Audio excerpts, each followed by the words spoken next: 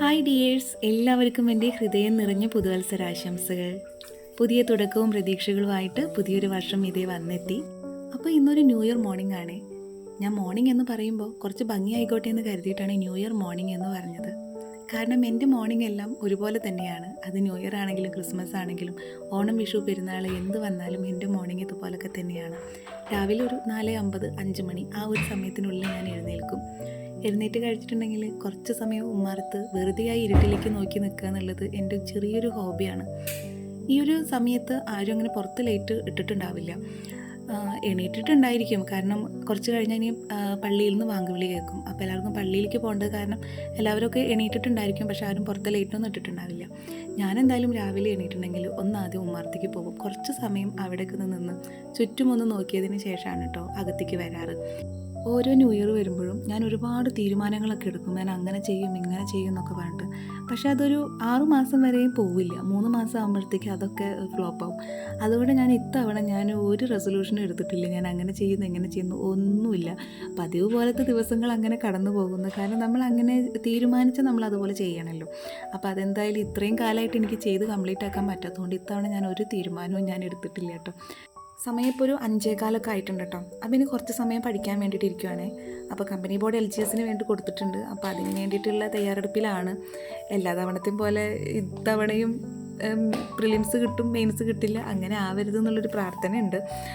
ഇത്തവണയെങ്കിലും ഒന്ന് മെയിൻ ലിസ്റ്റിൽ കയറണേ എന്നുള്ളൊരു ആഗ്രഹത്തോട് കൂടിയിട്ടാണ് എഴുതണമൊക്കെ ചെയ്യണത്.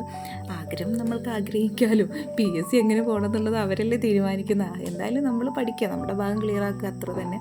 അപ്പം ഇനി ആ ഭാഗങ്ങളൊക്കെ പഠിക്കാൻ വേണ്ടിയിട്ടിരിക്കുവാണ്. പള്ളിയിൽ നിന്ന് ബാങ്ക് വിളി കേൾക്കുന്നുണ്ട് കേട്ടോ.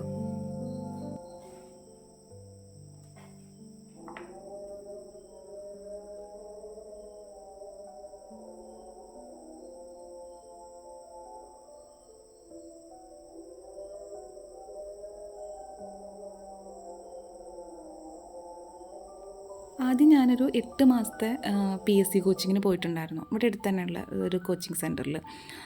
ഇപ്പം ഞാൻ കോച്ചിങ്ങിനൊന്നും പോകുന്നില്ല. ഈ PSCക്ക് വേണ്ടിയിട്ടുള്ള യൂട്യൂബ് ക്ലാസ്സുകളൊക്കെ ഉണ്ടാവില്ല, യൂട്യൂബ് ക്ലാസ്സും അതൊക്കെ തന്നെയാണ് അറ്റൻഡ് ചെയ്യണത്. ഓൺലൈനായിട്ടൊന്നും ജോയിൻ ചെയ്തിട്ടൊന്നുമില്ല. യൂട്യൂബ് ക്ലാസ്സസ് കാണുന്നുണ്ട്. പിന്നെ അന്നത്തെ നോട്ട്സ് എൻ്റെ കയ്യിലുണ്ട്. പിന്നെ CRT അങ്ങനെ റാങ്ക് ഫയൽ ഇതൊക്കെയാണ് ഞാൻ PSCക്ക് വേണ്ടിയിട്ട് നോക്കുന്നത് കേട്ടോ. അപ്പോൾ ഈ ഒരു സിലബസ് മാറിയതുകൊണ്ട് കുറച്ച് ബുദ്ധിമുട്ടാണ്. കാരണം നമ്മളതിൻ്റെ നോട്ട്സൊക്കെ ഞാൻ എഴുതിയെടുക്കാമെന്ന് വിചാരിക്കുന്നത് കേട്ടോ, സിലബസ് മാറിയതുകൊണ്ട്, SCRT സിലബസ് മാറിയതുകൊണ്ട്. ഞാൻ ഇങ്ങനെ PSCയുടെ മോട്ടിവേഷൻ വീഡിയോ ഒക്കെ കാണും കേട്ടോ. അപ്പം മോട്ടിവേഷൻ വീഡിയോസിലൊക്കെ ഓരോരുത്തർ പറയുന്ന കേൾക്കാം, ഒറ്റ വർഷം കൊണ്ട് PSC റാങ്ക് ലിസ്റ്റിൽ കയറി, ഒറ്റ എക്സാമിൽ റാങ്ക് ലിസ്റ്റിൽ കയറാൻ പറ്റി, അങ്ങനെ ഒരുപാട് ആളുകളുടെ വീഡിയോസൊക്കെ ഞാൻ കണ്ടിട്ടുണ്ട്. അപ്പോൾ അത് കേൾക്കുമ്പോൾ ഒരു ടെൻഷനാവും, അയ്യോ എനിക്കങ്ങനെ പറ്റുമോ തോന്നും.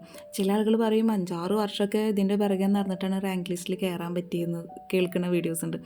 അപ്പോൾ അത് കേൾക്കുമ്പോൾ അത്ര വർഷമൊന്നും ആയിട്ടില്ലല്ലോ, അപ്പോഴത്തേക്കൊക്കെ എനിക്കും കയറാം, അങ്ങനെയും ഞാൻ വിചാരിക്കും കേട്ടോ. കുറേ മോട്ടിവേഷൻസ് വീഡിയോ ഒക്കെ കാണും.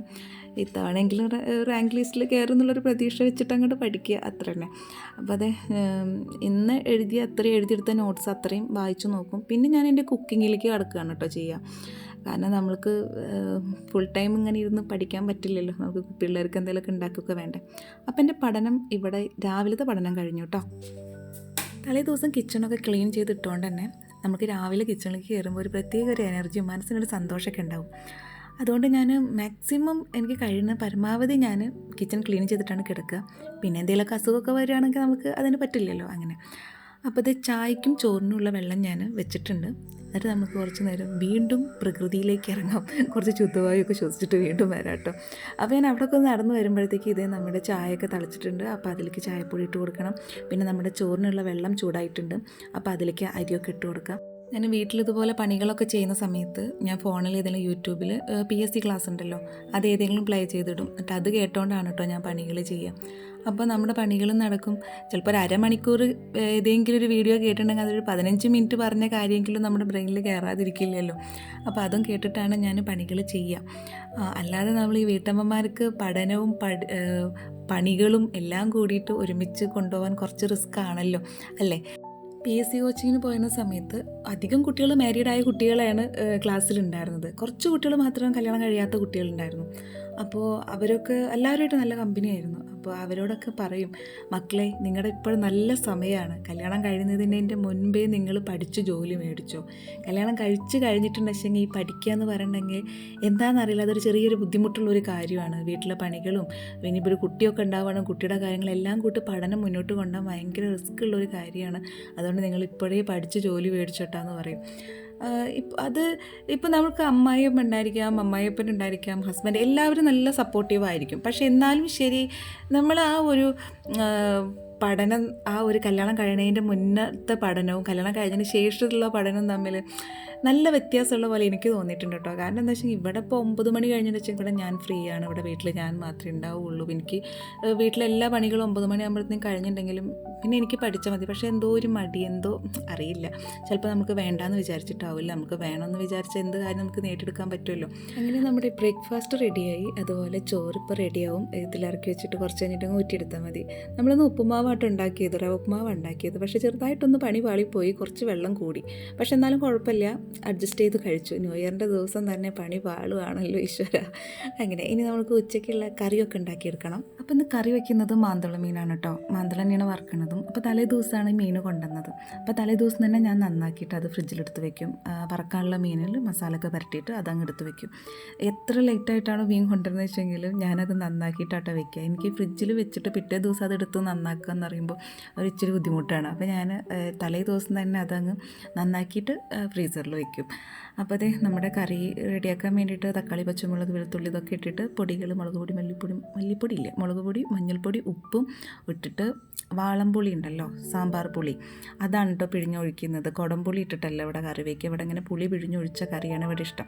അപ്പോൾ മുളക് കറിയാണ് ഉണ്ടാക്കുന്നത്. മോൾക്ക് മുളക് കറിയാണ് ഇഷ്ടം. തേങ്ങ അരച്ച കറിയോട് ഇപ്പോൾ വലിയ ഇഷ്ടമല്ല. ആദ്യം ഭയങ്കര ഇഷ്ടമായിരുന്നു, ഇപ്പോൾ അത്ര ഇഷ്ടമല്ല.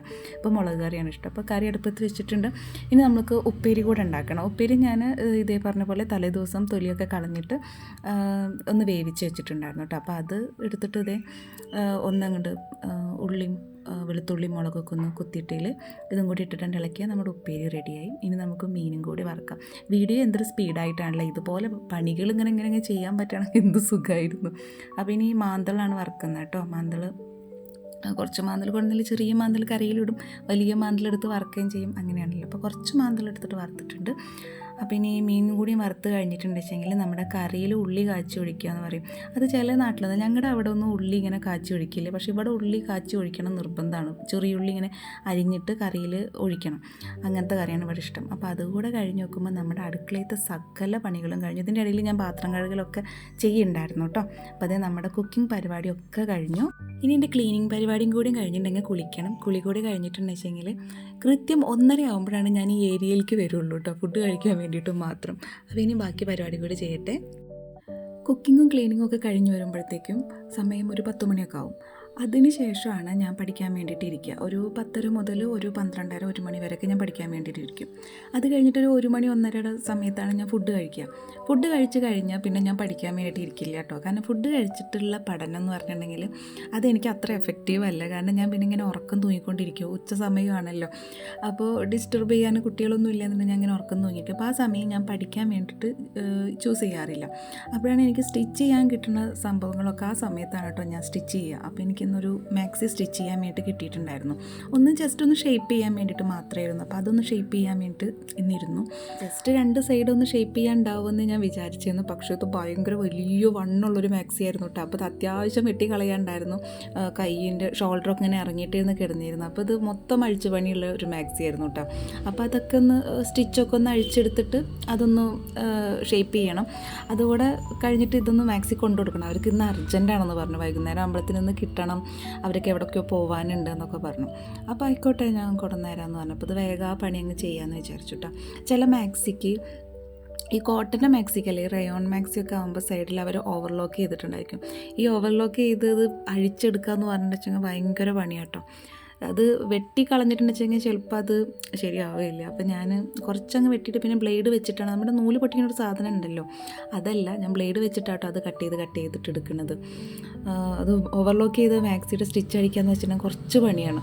അങ്ങനെ അപ്പോൾ ഇത് കുറച്ച് വണ്ണമുള്ളതാണ്, ഒരു പർദ്ദ പോലെ കുറച്ച് വണ്ണമുള്ളൊരു മാക്സി ആയിരുന്നു.